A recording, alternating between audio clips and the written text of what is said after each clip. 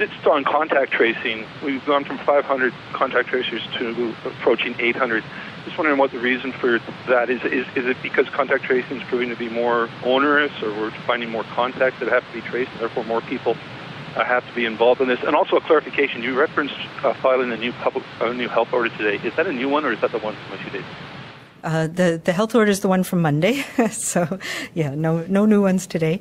In terms of contact tracers, that's additional people. So I do want to say that the contact tracing is work we do in public health all the time, and we have pulled in all of our public health resources, whether it's public health nurses, our medical health officers, environmental health officers from across the province who do this work. We do it for other reportable communicable diseases. Now we've been focusing our attention, of course, on our part in controlling COVID-19 in BC. We've pulled in people who work in health authorities, even speech pathologists and others. But that also means there's other important work that they are not doing, like our childhood immunization programs and restaurant inspections, and that's important. We have a balance, but right now the focus is on making sure we're controlling this pandemic.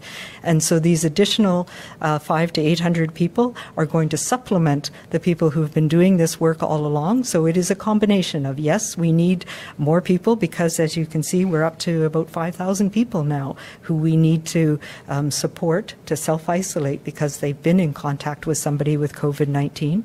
We also do that work of finding where people became infected and supporting people. Most of our cases are people who are at home, and they can get quite sick at home and may need to go into hospital, may need to have advice about their care. And that is the important work that we do to connect with them every day and answer those questions, make sure they get the care they need when they need it. So it is a very, it's a job that requires a skill set that our public health workers from across the health sector have, and we need to support them and supplement them because we need more of that right now. We also need to continue with things like our influenza immunization program, which is important through the coming months. So it's a little bit of both. Do you have a follow-up, Keith? Yes, just in terms of people in isolation being monitored, was that anticipated? It just strikes me 5,000 is obviously a lot of people. Was this part of the sort of forecast in terms of where we thought we were headed? I don't know. There's a good question. You know, I would have liked if we could forecast that our curve went down and we had less people. It is a reflection of some of the transmission events that have happened. So I presented it at one of our modeling sessions, or a couple of our modeling sessions.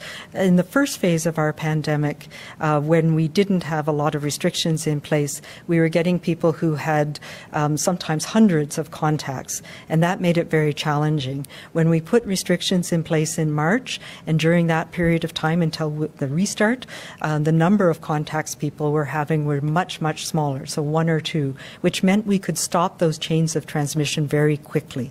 We're now in a phase, and we sort of went up and down through the summer, but we're now in a phase where in the last couple of weeks, we have seen that number of contacts people have go up quite dramatically. And so that has put a strain on our ability to find people quickly and to stop those chains of transmission. So it has been an evolution, and now I'm calling on people to take that step back, to stop those environments where we can transmit the virus to a larger number of people, because that helps our contact tracing. It also means that we're not passing this virus on to many more people.